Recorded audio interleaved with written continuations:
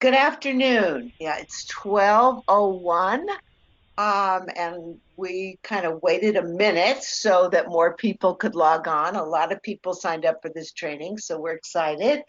I'm Karen Merrill, LCSW and RBH consultant, and I'm delighted to present today's Lunch and Learn topic on getting along with others, embrace and value differences. So as we, move through workplaces with higher diversity and hopefully a higher awareness, it's an important topic for us to kind of dig into.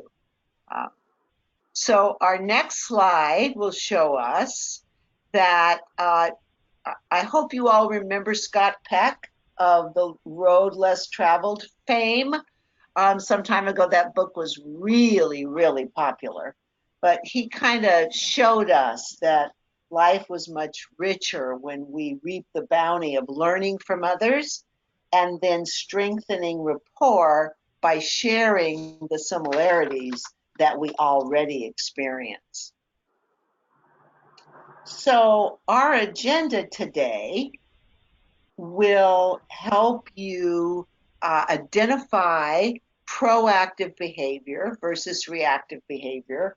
We'll talk a lot about that, how what happens oftentimes in conflict or when a number of things build up, we're much more reactive than proactive.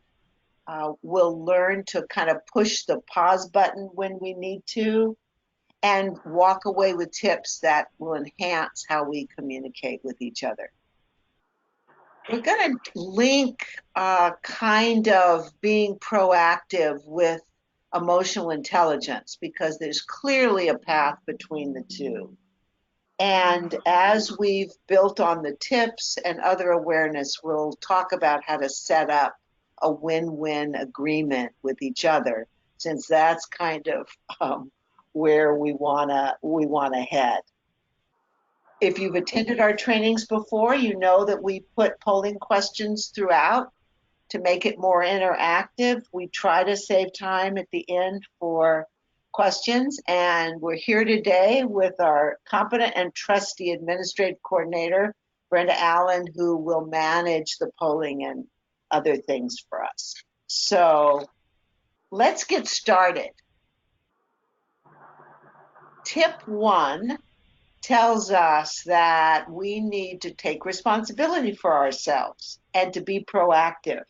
And there's several dimensions within this, but we'll take them one step at a time. So we know that we look at responsibility in kind of a different way, that in communication with others, we have the ability to respond according to what our values are, kind of what our schema is.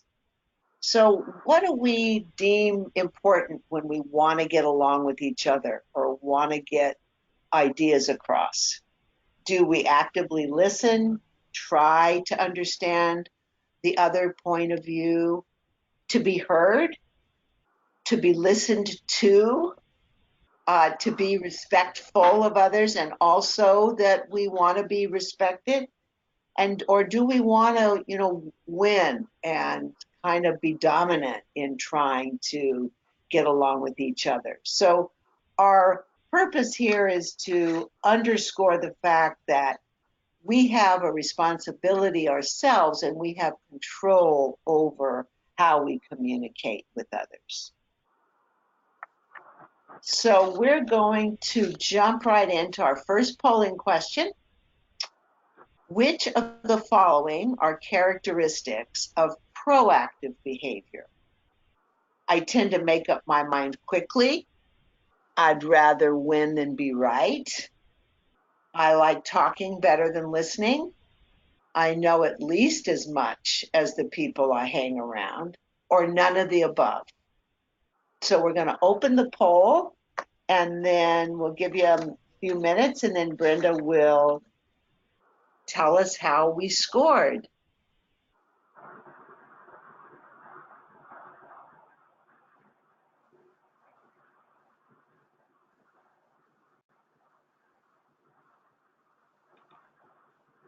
Okay, Okay, what we got? thank you, Karen. This is interesting. We have 90% voting for none of the above and 10% voting for one. I tend to make up my mind quickly. Uh-huh. Okay. Well, and I think uh although, the answer is when we're proactive, we try to manage these reactions. In point of fact, we probably all from time to time make up our mind quickly. Want to make a point, and so we'll talk more than we listen.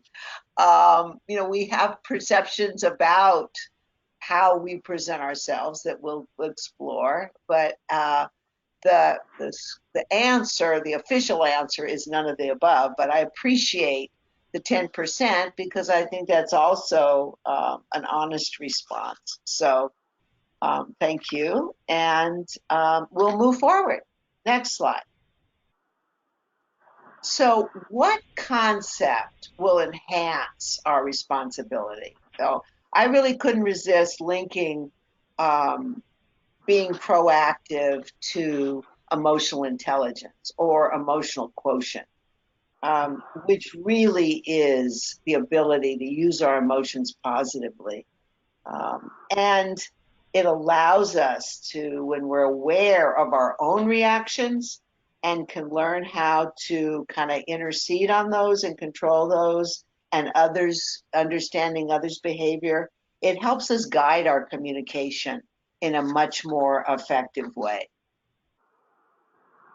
So, what is emotional intelligence? Next slide. It's the dimension of intelligence responsible for our ability to manage ourselves and to be much more aware of others. It's a relatively new concept. Our previous framework for predicting personal and professional success based on IQ or intelligence quotient. It measured IQ, measured our ability to learn and how we absorbed information. I know when I grew up, we were constantly in through school taking IQ tests. There was a scale of what range of numbers meant in relation to average and exceptional intelligence. Unfortunately, it was a way of ranking kids that, frankly, made some feel badly about themselves and others feel a whole lot better. Uh, then in the 90s, psychologist Daniel Goleman, who was also a science journalist for the New York Times, introduced the concept of emotional quotient instead of IQ, EQ, and challenged those previously held beliefs. He laid the groundwork for a new way of thinking, and his first book, which was in the late 90s, was a bestseller on the New York Times for many years. And then he's later done work linking emotional intelligence to the workplace. The good news about this is it gave people more control. It wasn't as if, oh my gosh, I'm trapped by this IQ that will predict success. It allowed us to know ourselves better, respond more calmly with difficult people, even maintain a more optimistic outlook and make thoughtful decisions. So it was empowering and actually, kind of comforting, I think, when we realized that we had some control over how successful we could be. So, what emotional intelligence isn't, which is what our next slide addresses. It's not about being nice all the time. It's about being honest and forthright. It's not touchy feely. It's about being aware of our feelings and those of others. It's not being emotional. It's being smart about managing them. And it helps us be more proactive. So we're going to jump right into the next slide. So to be proactive is to take responsibility for our choices. I'm responsible for behavior and the choices I make in life. I always say that it's the good news and the bad news. The good news is that I have control over it. The bad news is that it takes work and I have control over it. We're not victims. How do I get there? By recognizing those triggers and our reactive tendencies, and instead developing proactive responses. So our next slide is our second polling question. Which of the following are not components of self-awareness? Emotional self-awareness, accurate self-assessment, strong leadership skills, or self-confidence? So we'll give you a minute or two, and then Brenda will tell us how we did.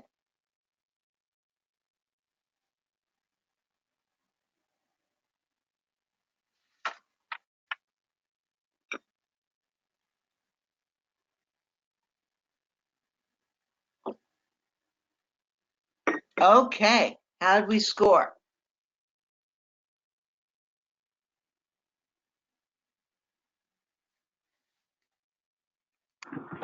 Okay, we have 83% voting for 3, strong leadership skills, 23% voting for 4, self-confidence, and 10% voting for accurate self-assessment, and 4% voting for emotional self-awareness. Okay, well, the majority of you were absolutely right. Although having awareness, being proactive can give rise to strong leadership skills, it really isn't a component of self-awareness. So you did a great job of recognizing which of this group isn't. Again, it can be a positive kind of byproduct, but not specific to self-awareness. And our next slide, which talks about the first dimension of self-awareness, kind of just underscores those choices we had. It's our ability to recognize our emotions by self-awareness, assessment, and self-confidence. It's knowing ourselves well enough to know our triggers, to head off our reactability. It's really kind of what we call self-regulation. How we manage those things is the first dimension. So our next slide talks about some strategies for increasing self-awareness. It's the foundation for EI skills. It's learning to tune in to our emotions, observing ourselves, even thinking about what our feelings and actions are like during the day. People that have some difficulty with this and get stuck in reactability are advised to make logs, of their kind of emotional reactions during the day. Using communication and style assessments, your MyRBH site and the personal advantage side of that has got some great assessment tools you might look at in terms of learning more about your communication styles.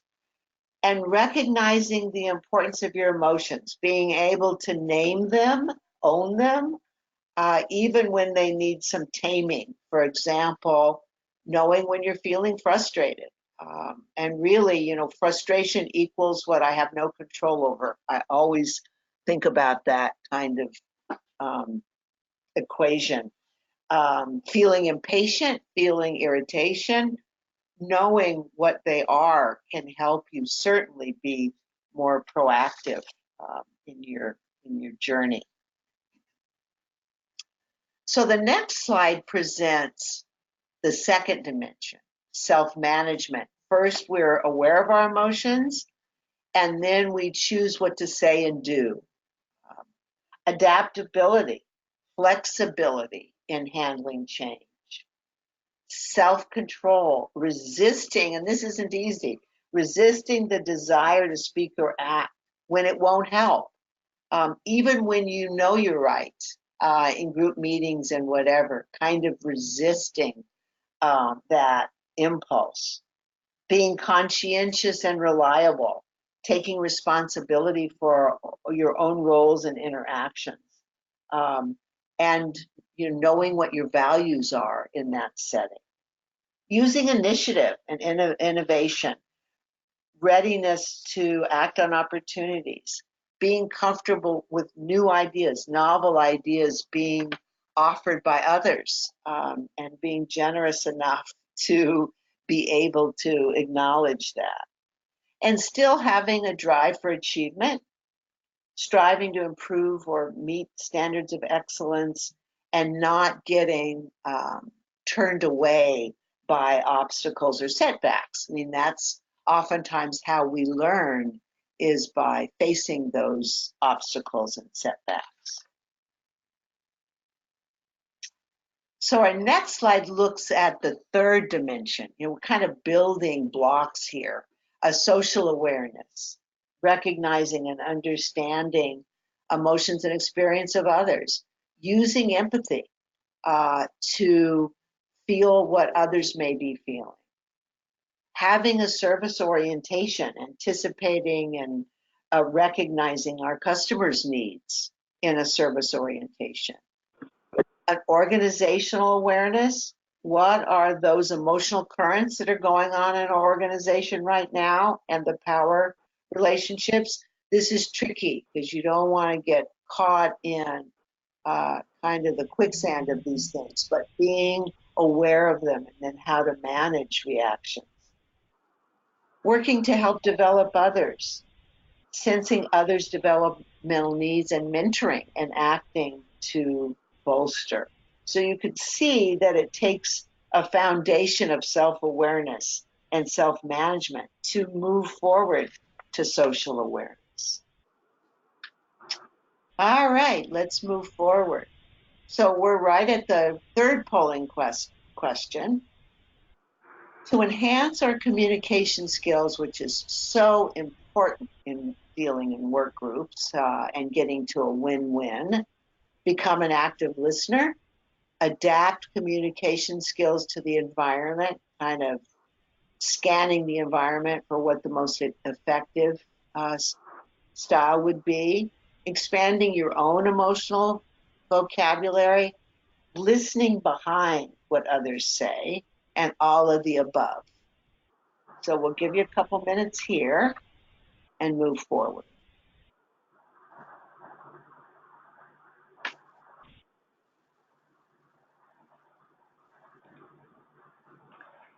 Okay, it looks like we have 98% of participants voting for E, all of the above. All right. And anything, what did the other 2% vote? there were 2% that voted for A, become an active listener. Okay.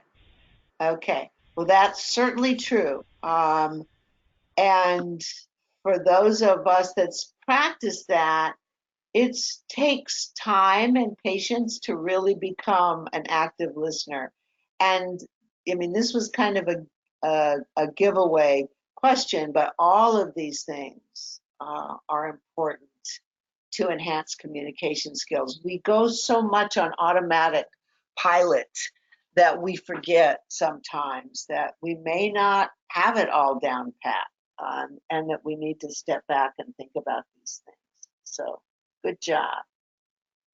All right, dimension 4, the next slide.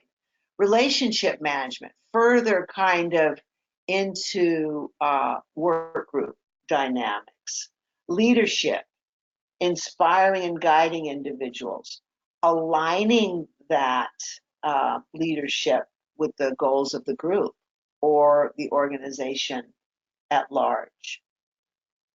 Using effective tactics for persuasion in influencing, initiating or managing change, acting as a catalyst. Of course, communication, listening openly and being clear about your own messages. Negotiating and resolving disagreements, coming to that kind of win-win agreement. And the importance of collaboration, working with others towards shared goals and nurturing relationships, creating a synergy with the team in pursuing collective goals. And we know that there really is synergy or power in working with others and listening. It just multiplies individual success. So let's go forward to the next slide. So we kind of alluded to that, we kind of run on autopilot sometimes. And in order to get that pause button or get off autopilot, we need to first relax our body and our mind. People and us in the grip of an intense emotion like anger or fear find it really hard to step back and examine what we feel and why we feel it. If we can implement relaxation, it puts our mind at peace so we can think more clearly. It kind of short circuits, that flooding and circular feeling and allows us to really get more oxygen to the brain. So to relax, I'd say first and foremost, do what's proven most effective for you in the past. For a lot of people, it has to do with our breathing and slowing it down, taking a deep breath, letting that out slowly. Watch your body relax as you do that. Watch that slowing have a positive effect.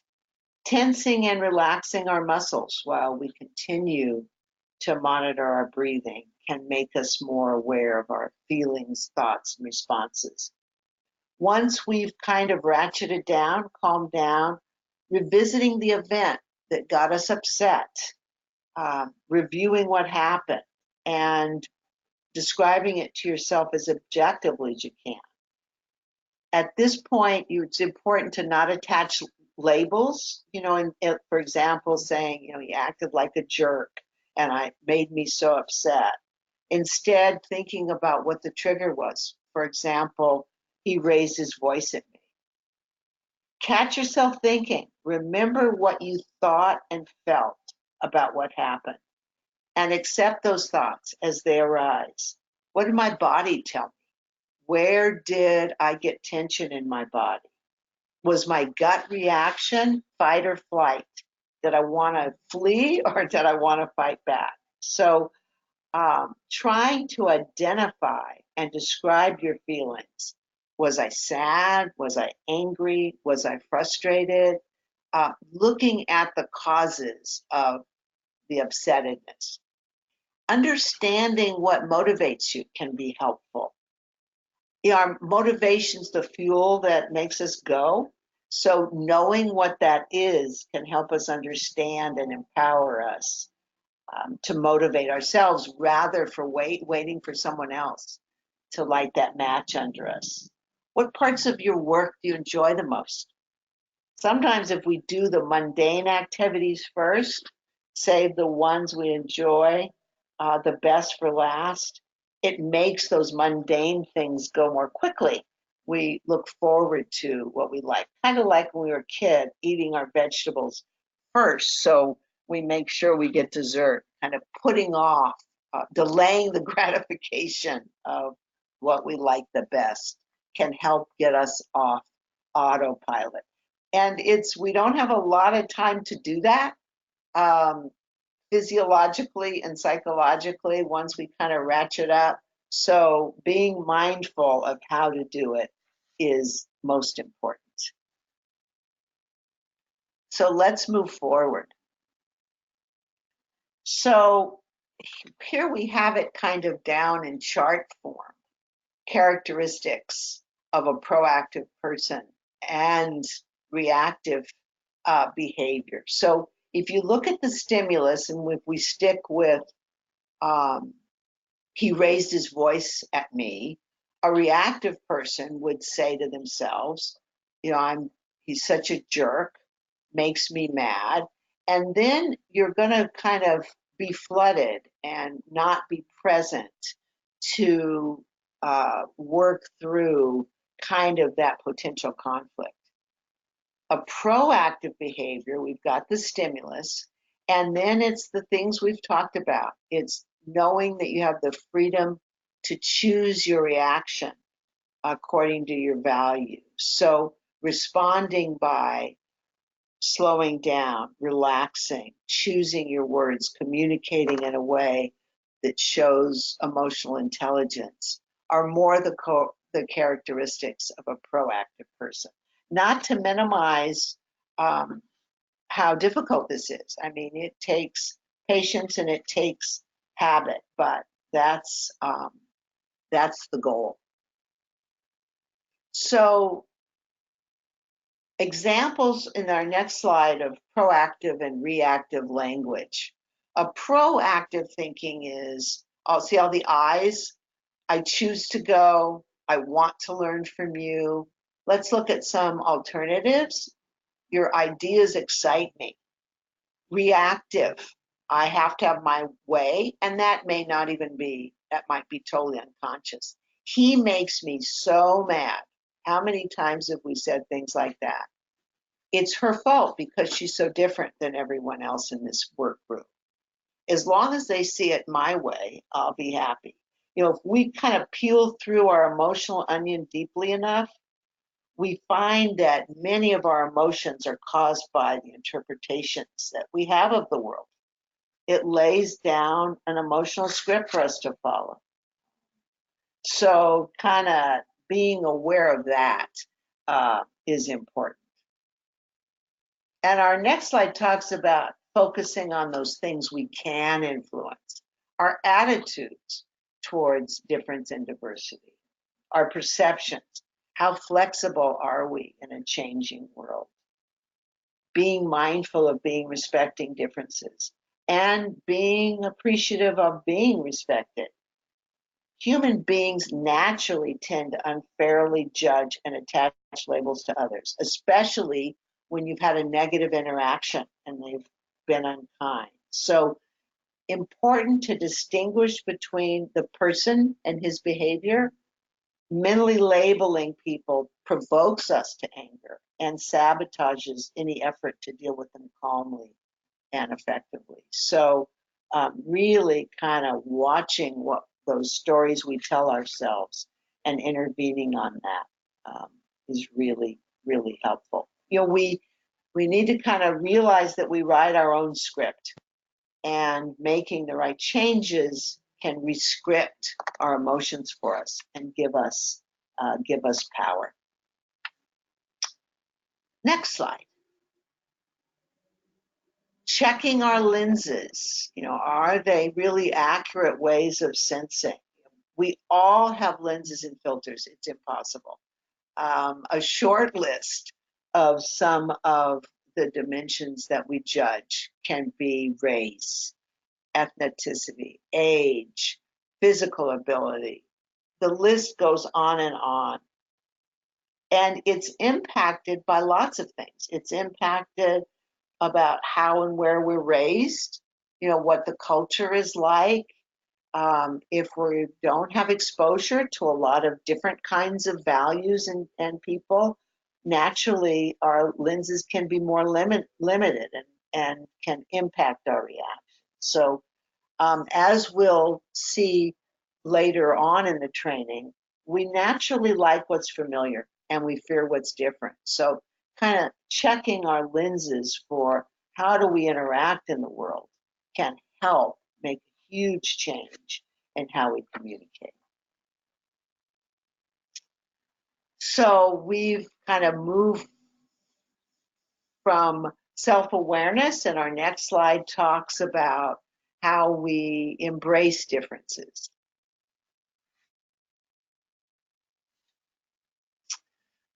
Avoid blaming and attacking. You know, avoid that labeling and attacking.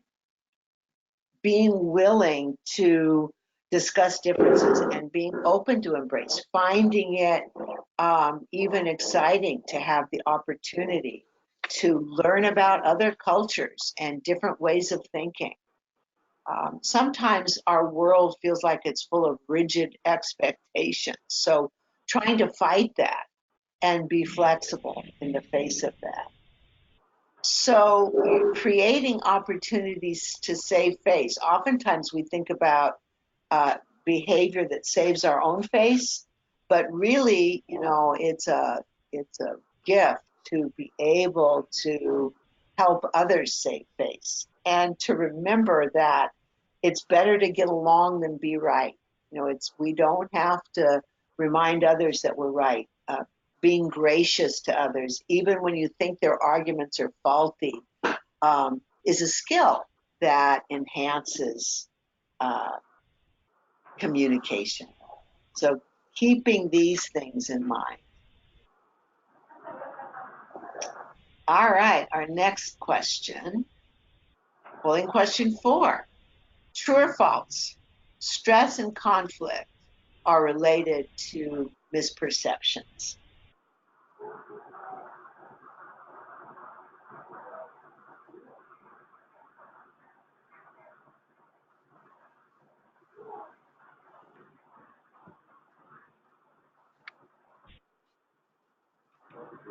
Okay, that didn't take Oh, long.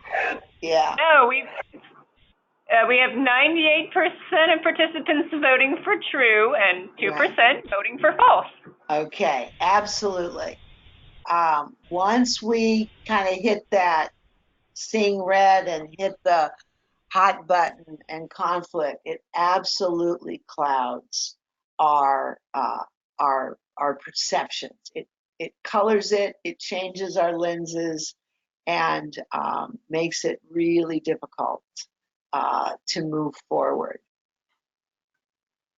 So our next slide looks at embracing those differences and acknowledging, which I think is really important, that it's difficult.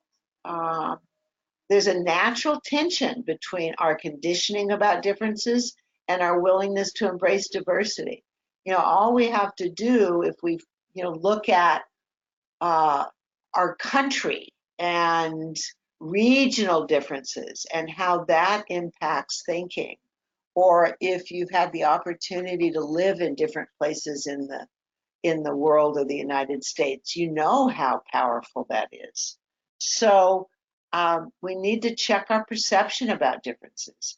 Are we what we call unicentered? That our view or the view of our tribe or our group is the only view, and having difficulty not acknowledging other views. We are conditioned by what was talked about around the dinner table, by our family attitudes, attitudes of our community, and all of the above. So, opening up our thinking is so vital. So, why is embracing differences important? Our next slide will tell us. When we offend or embarrass or demean others, it damages dignity and well-being and a sense of safety and trust. How, you have to think kind of like, how do I feel when I'm offended or feel like I'm being judged? It definitely impacts working relationships. It can affect business relationships and lower productivity. And actually, over time, a disrespect in that way leads to an unhealthy work environment, and people don't want to stay. So, embracing differences is really important as we have more and more diversity in our workplace. So, we look at our next slide that looks at the essentials of valuing diversity. Acknowledge, actually, we're not the center of the universe. We may think we are sometimes, but that people are different and have the same rights and privileges we do. Looking to think sometimes is, if I were, how would I see this if I were someone else? That there are different ways of seeing the world and solving problems. And you don't have to go very far outside our neighborhoods to see that there are definitely different perspectives and ways of seeing things.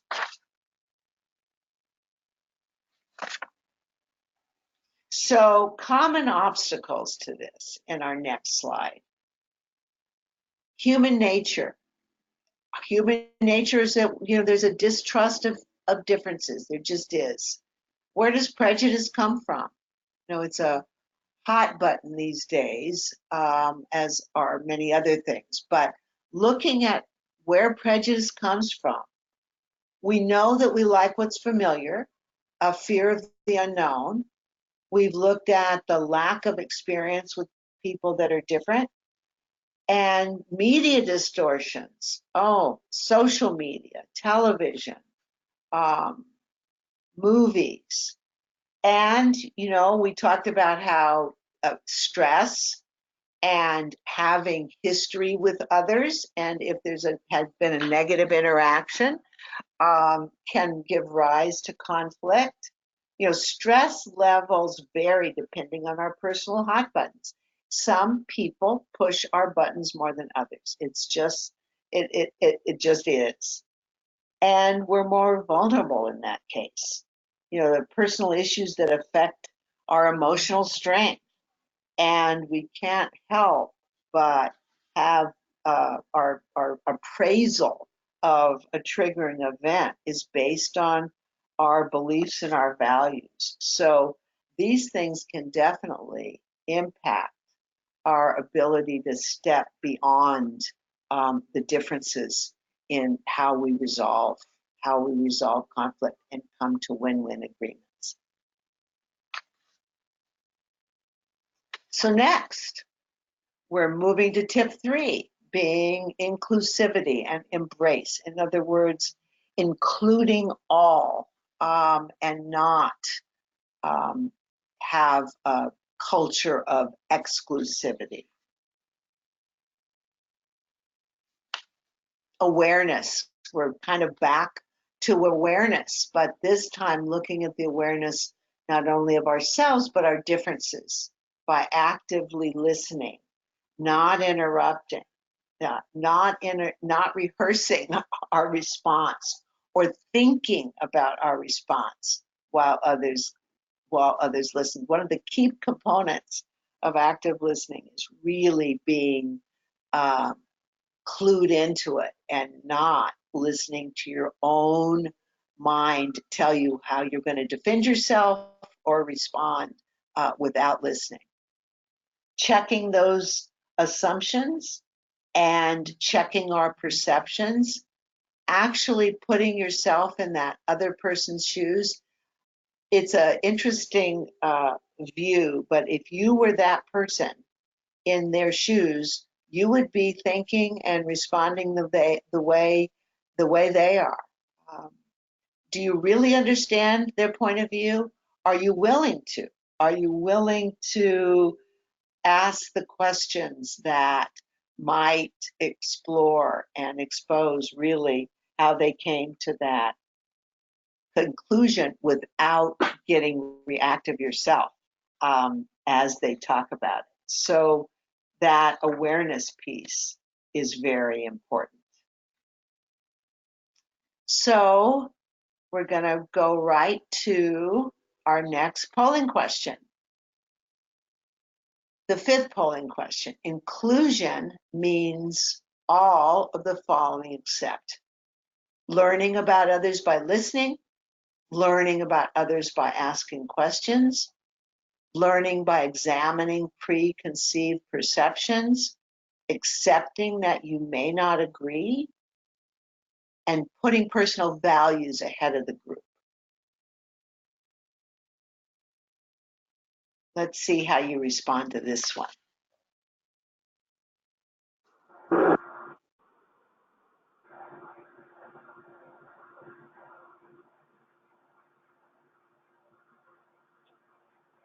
Okay, how are we doing? Looks like I just closed the poll. We have 71% of participants have voted for E, putting personal values ahead of the group. Okay. 28% voted for C, learning by examining preconceived perceptions. Okay. And 18% voted for D, accepting that you may not agree. Okay. 12% voted for B, learning about others by asking questions, and 14% voted for A, learning about others by listening. Okay. All right. So, and this may not have been the clearest question to ask, but inclusion means actually that we learn about others by listening. We're open about asking questions so that we check our own perceptions and we look at what our preconceptions, how that might be colored, and accepting that we may not agree. And this is when I think that kind of self-awareness is so important, that it may, as we try to understand where other people are coming from, it may trigger our hot buttons. It might be really hard to understand that somebody could see something so differently. And when we put our own values ahead of the group, it's gonna make us more vulnerable to be reactive, is kind of what research tells us. All right, let's move forward and talk a little more about inclusion. As you listen, learn about each person and their unique skills and experience and perspectives. It means recognizing and expecting dimensions of all. And we can see that we're moving into trickier territory if we're willing to kind of open up these questions. And we need to have kind of a toolbox of our own self-awareness and what we'll do with the emotions that get triggered. Next, more about this. We learn about others by being open, observing, talking with people that are different than us. It's really an opportunity. We kind of have to check our own ego um, and reactiveness, kind of knowing where we're headed. But having a sense of cooperation, kind of moving towards kind of a win-win. And we'll talk more about it, but we think win-win by combining the courage to state our own opinions and also considering others in the throes of conflict. Using those good communication words like I feel, I need, I want, and avoiding you make me, you did, you're to blame. So, acting like we're powerless in the face of things. And using apologies and other gestures of goodwill can go a long way in disarming people and opening them up to more communication among groups. So getting to that kind of win-win contract in our next slide. So thinking about what do I want to accomplish? What are my desired results? Clarifying what you have in mind. What are the guide rules? What are the guidelines? What are the boundaries and the deadlines? Who can help in terms of resources? And how will I measure success? What the accountability is? And really, and this can be tricky, is what will happen if we don't resolve this? What are the consequences? If we know, I think sometimes we can work harder at resolution. So we can see that everything we've talked about so far is kind of building up to this win-win. So let's look a little more in depth at what a win-win agreement looks like. Being proactive. It takes just one to set up a win-win paradigm, but it takes both courage and consideration to actually set up a win-win resolution. And looking at what the difference is. So, to achieve a win-win situation, we don't just have to be nice and cooperative in communicating, but we have to be courageous. We not only have to be empathetic of how others feel, but also confident. To do that is to achieve the balance between courage and consideration. And in fact, it's kind of the essence of real maturity and the fundamental of a win win situation. Emotional maturity is the balance between courage and consideration, in that it allows us to express our feelings and convictions balanced with considerations for thoughts and feelings of others. Remember Franklin Covey, author of Seven Habits of Effective People? He notes that our natural tendency is to think in dichotomies. We think in either or terms. We think that we're nice or we're tough. But in fact, a win win is both nice and tough. And being high on courage and low on consideration is thinking win lose. I'm courageous enough to say what I want, but I lose because I don't think about what you want. Being high on consideration and low on courage is actually thinking lose win. It's being so considerate of someone else's convictions and desires that we don't have the courage to express or realize our own wants. So it's tricky, and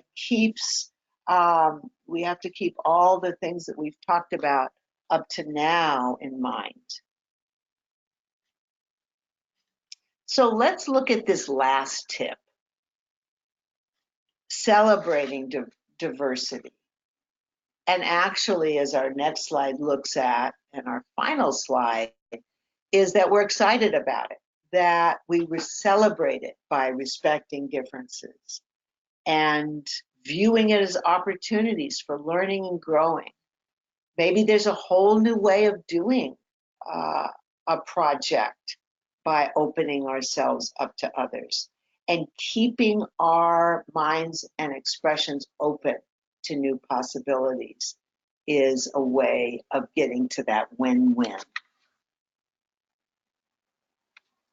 So before we get to any questions that you may have, we're going to ask our last polling question 6.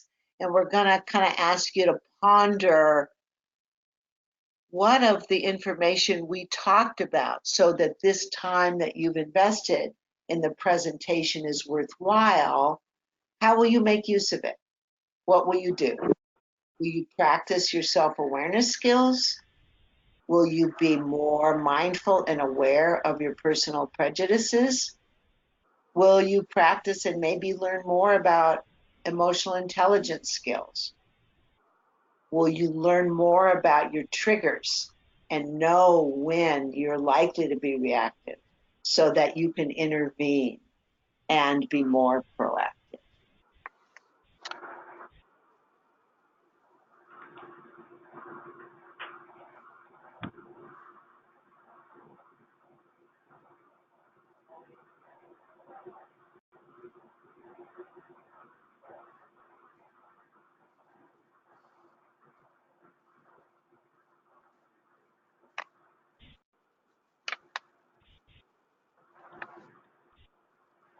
All right.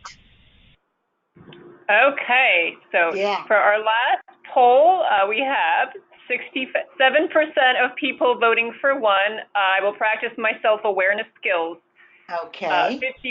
55% voted for 2. I will be more mindful of personal prejudices. 56% voted for 3. I will practice my emotional intelligence skills. And 84% voted for 4. I will identify my triggers so I am more proactive. Okay, great. It's always interesting, kind of as a presenter, for me to know kind of what hit the target.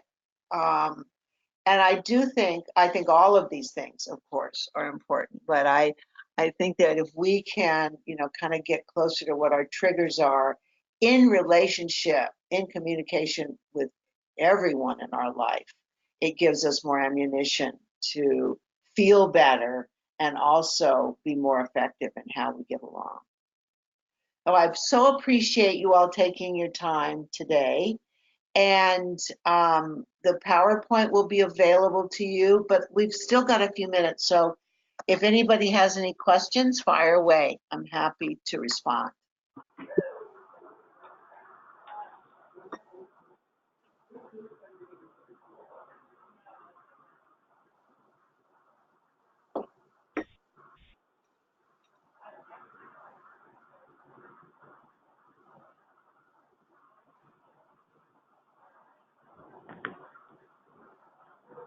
Okay, anybody have any questions before we close? Yes, it looks like we have one question that just came in, Okay, and they're asking if the slides are printable, and yes, they are. I'll be sending out the PowerPoint, and you can definitely print that out after the webinar. Let's great. see. I hope you do make use of them. Okay, and we do have another question. Any reading recommendations, books specifically? Yeah, I think Daniel Goleman work, the on emotional intelligence, is really, really, really powerful in terms of this is all about learning about ourselves, right? And how we take control. So I would recommend that, and also, the part that he talks about in the workplace. There are lots of things on kind of work dynamics and interactions. And I would say in that regard to kind of do, a Google search and see what appeals to you the most. I think it's all comes back to kind of effective self-regulation. That is the key um, in this regard. But that's a good question. And there's so much resource at our fingertips with the internet. And I think we resonate personally with what makes the most sense to us. So I would encourage you to do a search on your own too. Anything else?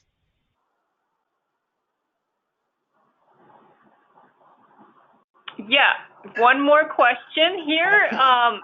Is there a good resource for couples about active listening? Um, I like, oh, um, there's a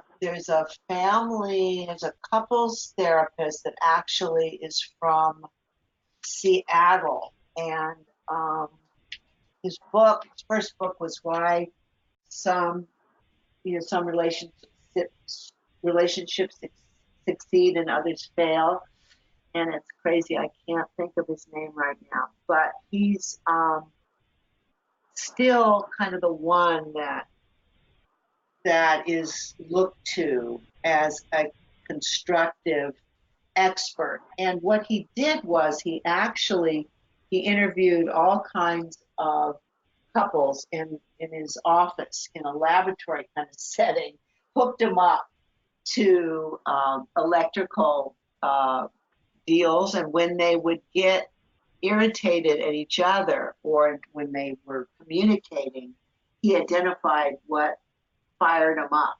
So, and then he used that information actually as the basis of his work. So, and I can look at my bookshelf and find the title of that, and I can send it to Brenda, and she can send it out if that would be helpful. It's funny, I just can't think of his name right now, but Oh, it's Karen, is the yeah, therapist in Seattle that you're thinking of yeah, Gottman? that's it, John Gottman. That's That's it. it. Okay. Thank you, Brenda. Yeah, You're welcome. It's John Gottman, and he's done some really effective work. Um, and it's about, kind of how we're triggered and the kinds of things that interfere. So I would take a look at that for couples. Yeah, great question. Thank you, Brenda. See, I knew you Oh, were. you're Yeah, yeah. welcome, Karen. So glad Yeah, you're that here. sounded Yeah, that familiar. sounded so familiar. Yeah. Okay. So we do have one more question here. Okay. How do you best approach a supervisor who lacks in self-awareness with a bad behavior towards subordinates? Uh-oh. um, I would think through what that behavior looks like. I mean, in very concrete, objective ways, so that you make sure that your kind of filters aren't contaminating your own communication first.